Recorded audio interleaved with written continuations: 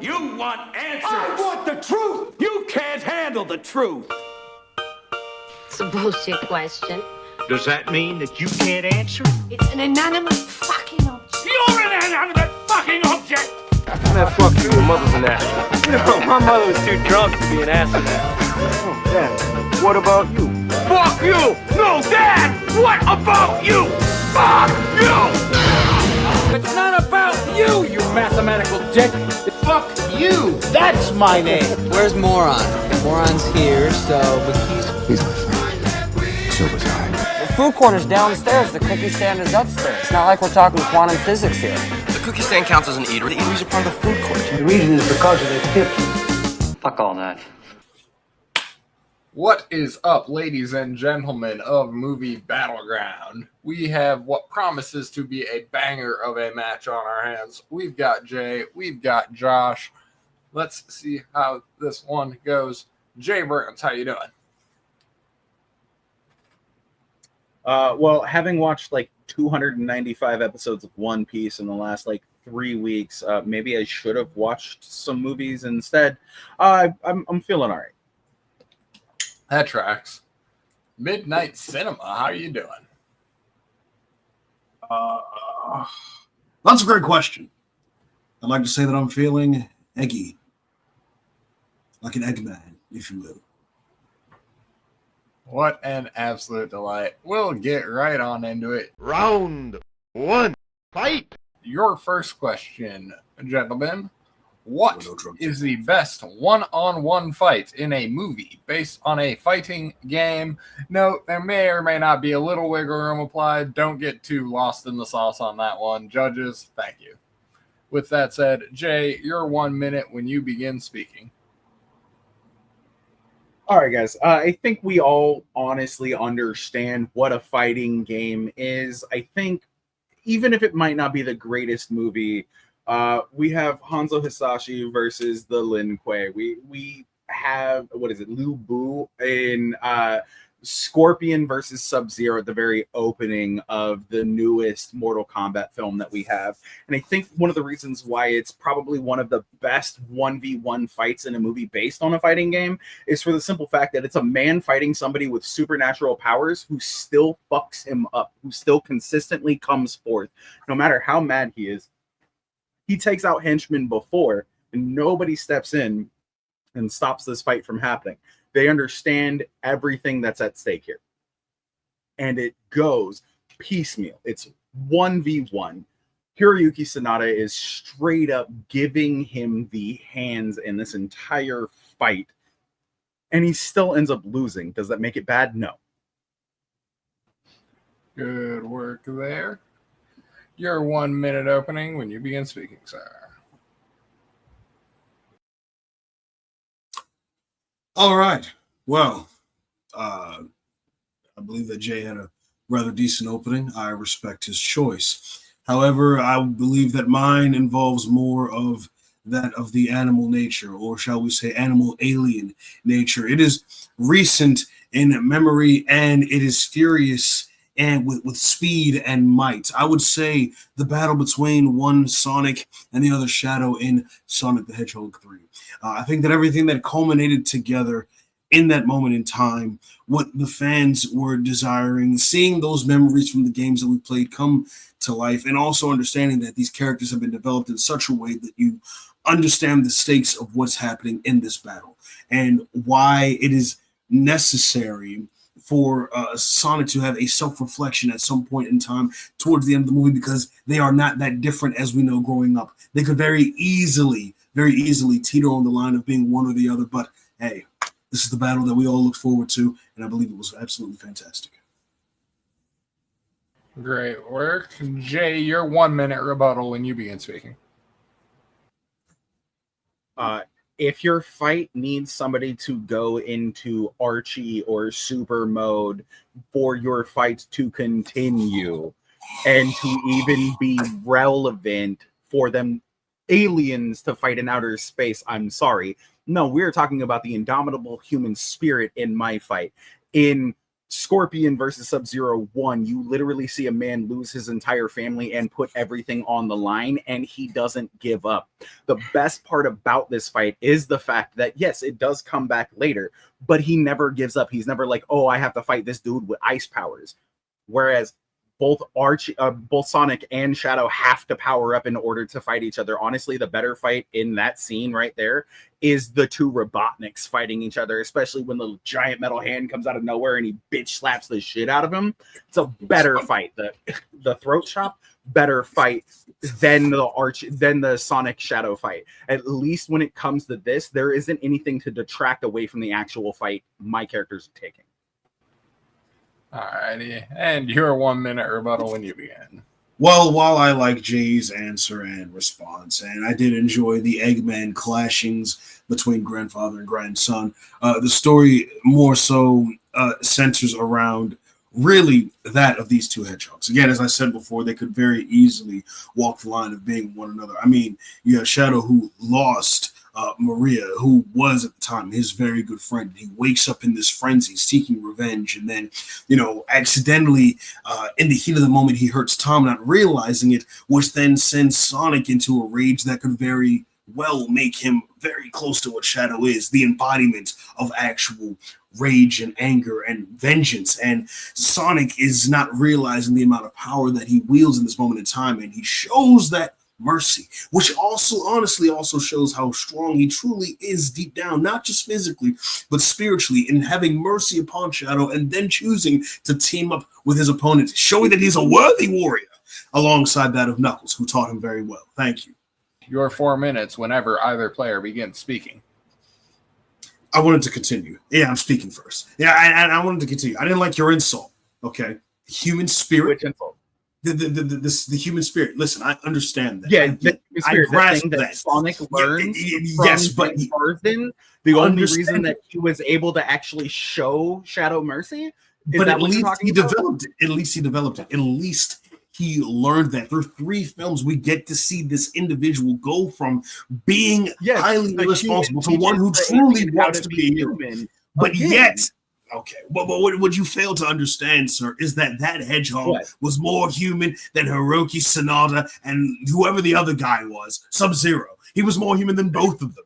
Okay, even in their alien nature, he's more human than Sonic. Didn't lose anything during that fight. Yeah.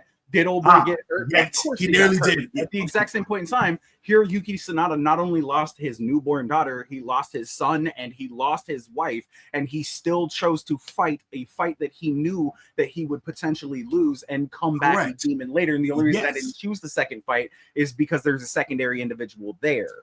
However, what you are missing, sir, is that even though an entire family, saddened, it's very saddening. It's very disheartening, truly. That they were lost. An entire planet was saved in this notion. All of those people could have died. And I guarantee you there were still mass casualties with all the fights that they were having going on. They just never showed it on screen because this is the Sonic cinematic universe. Indeed. But I guarantee you that there were people who had lost their lives as a result of the power that was being wielded. Actually, people did die 50 years prior when Shadow, as it was revealed, the accident. Talking about something that happened in the past. We're not talking about the fight right now. But yet I'm still making the point. During the battle, sir, you cannot deny that there were people who probably died in the midst of that battle. Am I wrong, sir? Yes, you can. How many people died? How many people died during the Avengers fight scene that we didn't even know about? Exactly. So therefore, at a Titanic level, at a Titanic level of this, in the middle of outer space on a space station where there are only 2 people. Sir, it didn't just start in outer space. No. There was a battle that took place on the Earth that went across the world. That eventually went into We're talking about this specific fight. But I'm still speaking about the fight. You forget the debris that fell on planet Earth. How many people died getting hit with that debris? Shadow joined up. But I've got you there, sir. No. That's after Shadow joined up. So Mr. Burnz. If we want to talk Mr. Burnz, you know that you are indeed incorrect in this notion. You know this. I'm not. People have lost. We both watched the movie. You're absolutely right. We both did watch the movie, and you're currently living in the shadow of you are ignoring the fact that it was after Shadow became a good guy. No. Sir. Stop it. Stop it. Are you saying that Shadow was irredeemable? Is that the best fight scene one-on-one in a movie based on a fighting game is Sub-Zero versus Scorpion? It's not. For the simple fact that it is quite literally 1v1. It is a human versus an individual with Sonic and Shadow not 1v1. Was that not a 1v1 fight that took place? No, because you had they were going against it. No. The Eggmans were fighting amongst each other, and then you had Sonic and Shadow fighting amongst themselves at the same time. I'm sorry, did they not appear in the same fight scene? Sir, in the same fight scene, yeah, but they are not in that same fight. You can appear in the same scene, but not be in the same battle. I could be standing watching Floyd Mayweather and Mike Tyson fight. Am I in that fight? No, but am I spectating? Am I nearby? Why would you want to watch? Why would you want to watch an illiterate beat up a geriatric? But yet you understand my point. You understand exactly what I'm saying here, and it makes sense to you in your mind. Stop. This is what I made this match for. That was devious. Jay, you're 1 minute closer when you begin speaking. Fact of the matter is, you can bring up all you want, everything it is that you want about the aftermath of a fight. We are specifically speaking on the fight in general and what makes it the best one-on-one fight. And like I said, it is the indomitable human spirit to take on somebody that you know that you are possibly going to end your own bloodline, and you still choose to take that fight on, which makes it one of the best fight scenes that you've ever seen. It comes down to the choreography. It comes down to the fact that it's Hiroyuki Sanada being a badass. He gets his gut cut open and still continues to fight without his guts falling out. Yes. Can you say that, there are thousands of people that will be impacted by, your fight? Yes, there are. But in your fight, there are 4 people. In my fight, there are 2 people, bro. That's all I have. That's really all that should have to be said on it. And it's why it's probably the best fight sequence in a game based on a fighting video game.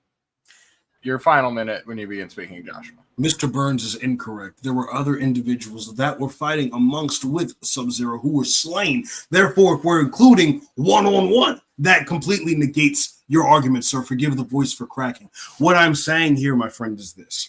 Simply put, the character development that we got from both characters, and then the battle that we see take place between them and them having an understanding of one another, a respect for one another, is what elevates the absolute fantasticallys of this movie. Yes, I just made that up on the spot, but it's okay.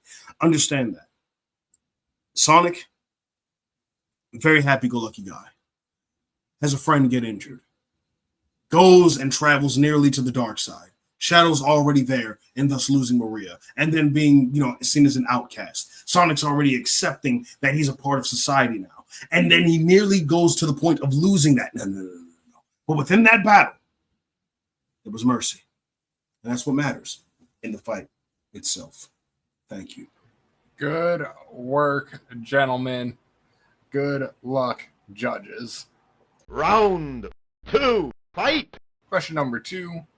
Who is / are the best hench beings, maybe, in an animated movie? You will begin this one, Josh. All right. Simply put, there is one film that everyone knows that is tied to my greatness, tied to my life. And I believe that film contains the greatest henchmen or hench beings in an animated film. That being the Lion King's hyenas. We're going to get straight to the point. I didn't say Kronk. I didn't say Pain and Panic. I didn't say Mushu. I said the hyenas. You know why? They were actually successful. They caused a lot of destruction. They did beautiful damage to the Pride Lands and everything that they did. Listen, I love Mushu. I have no disrespect towards him, but it is clearly and very much the hyenas. They kept you entertained the entire time. The jokes were off the chain. Make mine a Cub sandwich. What you think? Come on. That's a bar entirely. That is an entire full-on bar. Voice led by what? Whoopi Goldberg and Shenzi. I cannot remember the other two, but Ed and Bonsai are the greatest hyenas to ever grace this planet. Hey, man. You should probably remember some of it. Jim Cummings, I believe, are the other 2. Thank you. Jesus Christ. How about no? I'm trying to have a debate here. You're a minute when you begin speaking, Jay. The question is who is the best / are the best hench beings in an animated movie? Now, yes, you made a great choice. But I think what you need to take into consideration is that not all of the time are we going to be able to have hyenas. If we're going to go bats, if we're going to go hyenas, I'm going Bartok. I'm going Bartok from Anastasia. We're talking, and I forgot his name already. Wow.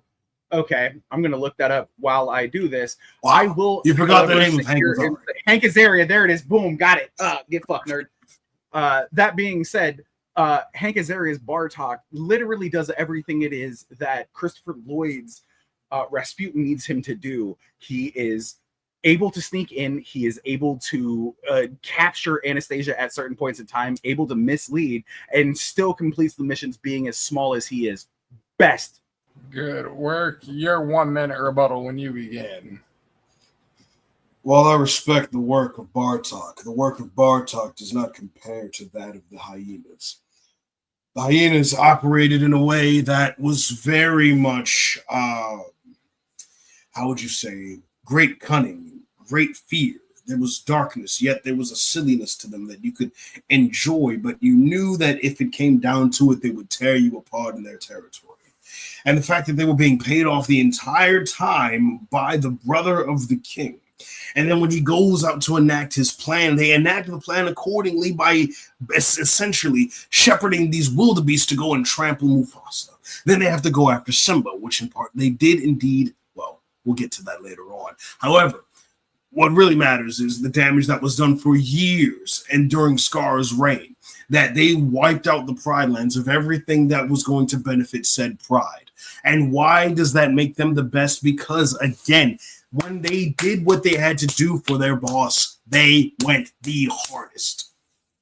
Jay, your minute. Bartok is literally an immortal bat who helps his master come back to life by finding his reliquary and bringing him back to life after the Russian Revolution of 1916, 1917. I don't want to hear this whole little like, oh, by the way, Ed, Shinzi, and Bonsai are the greatest of all time. Did they bring Scar back to life? Absolutely not. No, they did not. Bartok, however, literally a devious master of karate because he can hit him with the ha, yeah, and I kicked her, sir. Like, do not give me this. Do not give me this. This man, this Batman, if you will, this Batman here literally puts his life and his body on the line, even though he cannot die, to make sure that his master's wishes are well thought out and well constructed. He goes above and beyond. What do you have? People who are out here doing it for their own good. Bartok, completely different. 4 minutes whenever a player begins speaking. You're disrespectful. I'm not disrespectful. Disrespectful. I'm honestly not disrespectful. And you know why? Hold up. I let you speak first last time. Let me speak. You did. First. It's your turn. I am not disrespectful. Do you want to know the reason why I'm not disrespectful? Because yeah, you said they had great years where like Scar was able to take over the Pride Lands and shit, right? What happened the minute that they ran out of food? They turned on their fucking like leader, quote unquote. You know what that makes them? That doesn't make them hench people. That makes them mercenaries. That makes them individuals only out for their own greater good. Did Bartok not get married immediately after that and go on his own adventure? No, that's a different movie. No, that's it's a completely different movie. No, it's not. It's not. It continues. Yes, it is. It's literally called The Adventures of the Magnificent Bartok. It's a completely different movie. Bartok the Magnificent. If you're going to say his name, say it right. Understand that. It depends on what country you're looking at it from. Did he not marry a bat right after that? Did he not kiss her at the end of the movie? Did he not celebrate at the end of the movie? Yeah, he did. Okay, so if he's celebrating and instead of mourning that of his master, what does that make him? He should have mourned that doesn't make him disloyal. That of Rasputin. No. It doesn't make you. No, Rasputin's a lich at that point in time, my friend. No, Rasputin's a lich at that point in time. It's the reason why he has a phylactery and he's able to come back in the first place. Do not sit here and try to conflate the fact that you have people who are only being paid in zebra meat and Look at this in guy. fucking They're like animals. harass me. You want to go off of what? Immortality, the human spirit. Oh my God. There's these magical creatures. We're talking about a real life situation. We're talking about being on the block with the hyenas and they getting paid off by their boss named Scar. The hyenas ain't no block, bro. What are you talking They about? are. They definitely know about They're 63rd Land Street. Come on now. You already know about it. They stayed in the elephant graveyard. They knew the trenches the entire time. That's what they did. They knew the struggle. It's not like they made the elephant graveyard. The elephants decided that was the graveyard. But at the exact same point in time, Bartok's not a mercenary. Bartok, until he sees the moment of weakness, is 100% in on him. At least, and the hyenas not 100% there until their own master turns. No, they're not. They didn't literally have a conversation in the original Lion King talking about we'll do this until the right time. Like, no. Not remember this? Are we not watching this? Sir, we're talking about the 1994 original. Okay, and they saying they'll follow Scar. You know, they're following Scar. Yeah. No, 1994, good sir. We're not talking 2019. Forget that. No, 1994, good sir. 1993. I don't like what he's doing here. The 1994 version of this entire this great movie. Okay, what you fail to understand is that when they stood by Scar, they stood by Scar. You understand that? They didn't stand by Scar. They only stood by Scar until it was beneficial for them to not stand by Scar. No, because even when he kicked them out, when he told them to leave the cave that he was in, to go and find the lionesses and tell them to go hunt, what happened? They stood by him. They even when Simba found him after he fell off of Pride Rock. No. And then they ate the shit out of him. Because he turned on them. And that wouldn't have been right. He turned on them. He said it was the hyenas who are the real enemy. It was their fault. It was their idea. It was not. It was all his idea, good sir. And they decided that works, my guy. If that's how you're going to play us, then we shall consume you. Because they knew themselves. They were also they knew the deal the entire time. There was no all of the animals of the plane, and then once they ran out of the animals of the plane, you get Scar. You get the one injured animal, and that's what you get. At least Bartok stood 10 toes down until the last 5 minutes of the fucking movie. He didn't even have 10 toes, so that already knocks out your argument. Stop. He's got 4 claws and a thumb claw. All right. Good work, boys. You love to see it. Oh man, that one heated up. I had to take the hat off. We will go to your closer when you begin, Joshua. Me? Oh, great. Okay. See, this guy's lucky that he's in Seattle because I'd leave him sleepless as I start to strangle him. You gotta understand this. This is how the mission is. I see our hyenas and I see how Scar is. You have to remember at the end of the day that Scar was the one who turned on them. He employed them. He said, listen, this is what we're going to do. Can you help me out? It's implied behind the scenes that they have that conversation. They talk about it in the darkness and everything. You know, he's obviously jealous of Mufasa. They're going to help him get to what they want. And they will have all the food and they will never go hungry again. Yes, long live the king. Amazing. Awesome. But the moment that your boss turns on you and says that you are the one who planned this entire thing because he was too cowardly to face his own demons and tell the truth of what it was because he was going to go out no matter what, cowardly.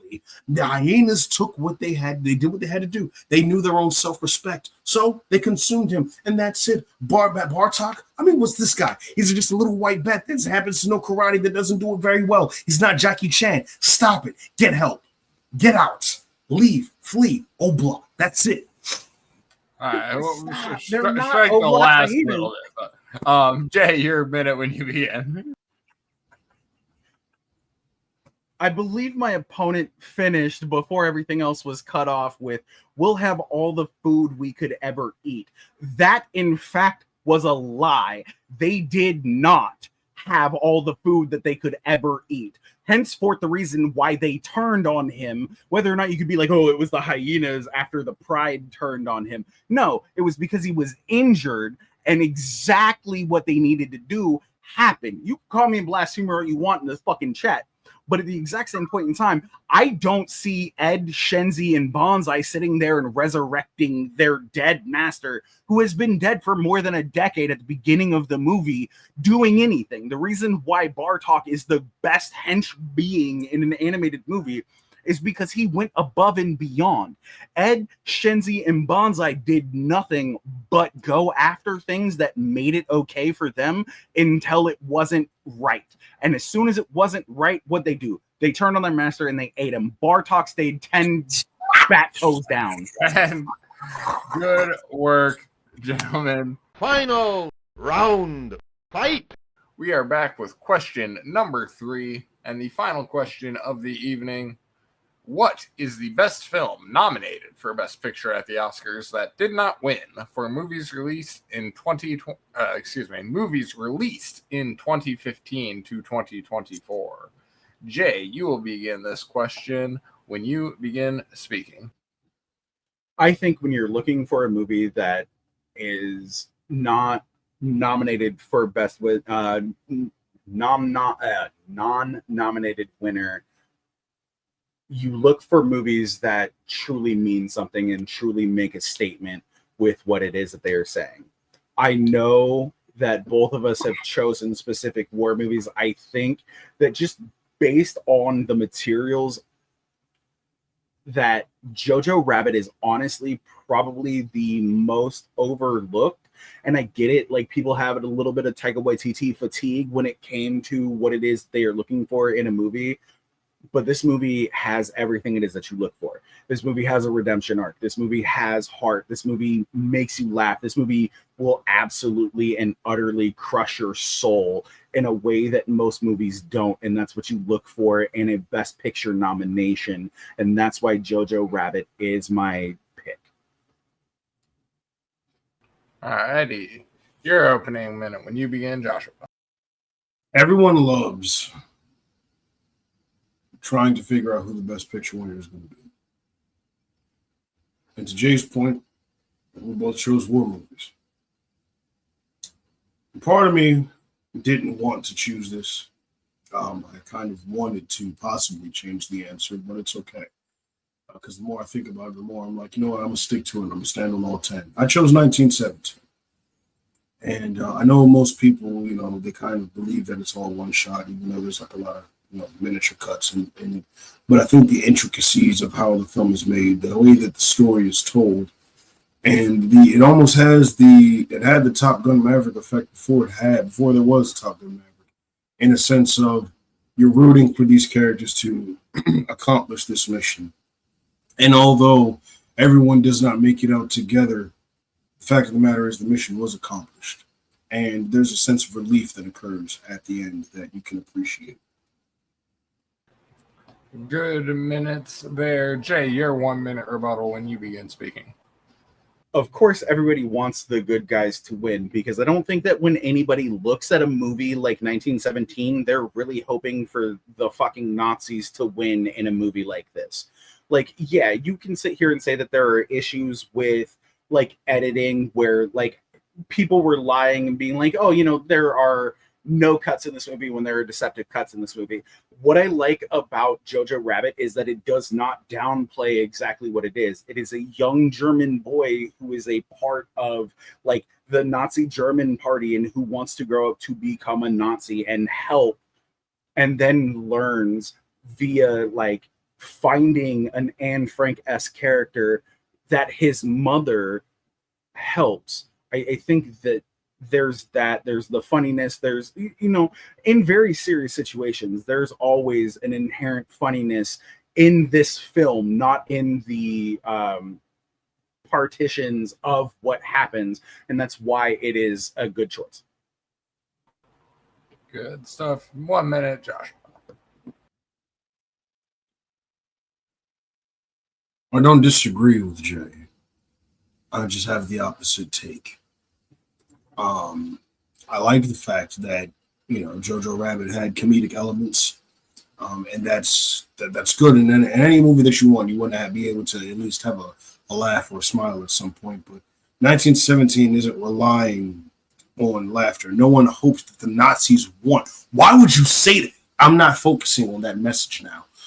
What I am saying is this: that throughout the entire film, you are kind of on the edge of your seat. You are kind of hoping that this guy is able to deliver this message to stop 1,600 men 1,600 men from being killed on that field of battle. And it's the constant pressures that you feel as you're going around into no man's land, and then when you're in the French Quarter, and it's just constant bombs and fights all over the place. But I think that's what makes it hardcore best picture. Should Good stuff here, and definitely looking forward to this 4 minute, because boy, the 4 minutes have been an absolute delight. Whenever a player begins speaking, your 4 minutes will begin. Well, I mean, look, listen. I believe that we both like Taika Waititi, except for when Love and Thunder came out. Obviously, stop it. We can talk about that later. But we'll discuss that later. Right? No, I'm not. But the issue, I guess, that I have, even though I understand the way that the story is told, it's like, look, man, listen. From a technical aspect, on all fronts, I just believe that 1917 had was the better watch. I mean, it's visually stunning. Again, as we all know, yes, there are all the deceptive cuts that are touched on. The score is out of this world by Thomas Newman. It's absolutely phenomenal. A bit of 10, you could literally just crack that on and go to sleep, study, or you're behind off of your exams or what have you. 1,600 Men goes crazy too.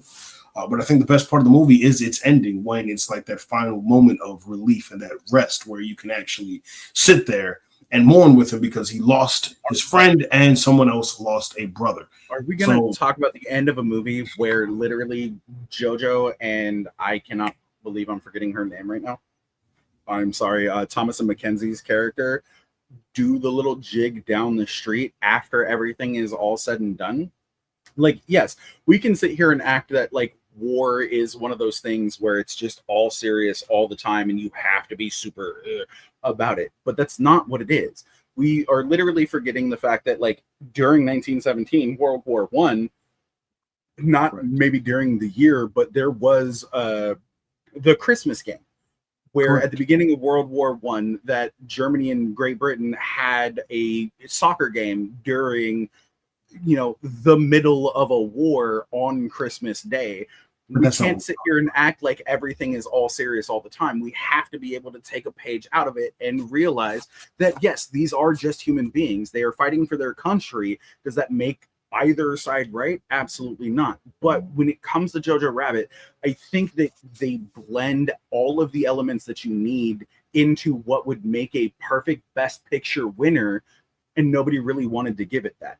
The swinging feet with the shoes while his mom is hanging from the gallows is by far the turning moment of this movie, because she is Scarlett Johansson's character is a definitive pinnacle individual in this movie, and we see this and it completely shatters him, and they're still trying to bring light to the situation. Yes, that's exactly what happened. Yes, but you say there's wars all serious all the time. Yes, I understand that. But even 1917 knew how to pace and take breaks. For example, when the truck is stuck in the middle of the road, and even after he lost his friend, he's like, well, you get what I'm saying. Again, I've already addressed the fact they're deceptive cuts. You've taken this entire debate to piss me off. That's what this entire thing is to you, because you find it easy. I don't understand it, and I'm tired of giving you these little games. I find it enjoyable. You find it enjoyable. There you go. You just like making me enraged in this debate, and you know what? I find it comical. So therefore, as he loses his friend. The truck is stuck in the middle of the road. He still is commanding other guys to come and push this truck. There's a woman with a baby that he watches over and takes care of. There are moments where there are breaks within this. He sings with the soldiers before they go off the war, and then he remembers, oh, snap, I have to deliver this message before all these men are slaughtered. So there are those paceable moments that one can enjoy in 1917 where, in fact, war, there are breaks. So, yes, it may not be always serious, but there are breaks. Jay, your final minute of the evening when you begin. Christine Lewins wrote a book in 2004 called Caging Skies, and this is exactly what it is that Jojo Rabbit is based on. and this is based on family testimony through what happened during World War II. I really don't like the fact that everybody is like, oh, war has to be all serious all the time. Yes. Is it one of those things? Absolutely. But at the exact same point in time, if you think about it, nobody is 100% serious all the time. If they are, they will lose their friggin' minds. They will lose that humanity that is within them. You have to find those small moments, and I think that Jojo Rabbit does an incredible job of finding those small moments in those larger moments that are just nothing but heartbreak and agony, that bring together an individual that thought that they could never perceive an individual that was so quote unquote different from them, and bring them together and show them that they aren't actually that different. It's ideologies that separate them. Also, fuck you, Hitler. You know, I normally don't comment on the debates, but I'll just agree with that last sentiment. I don't think that's going to be too controversial.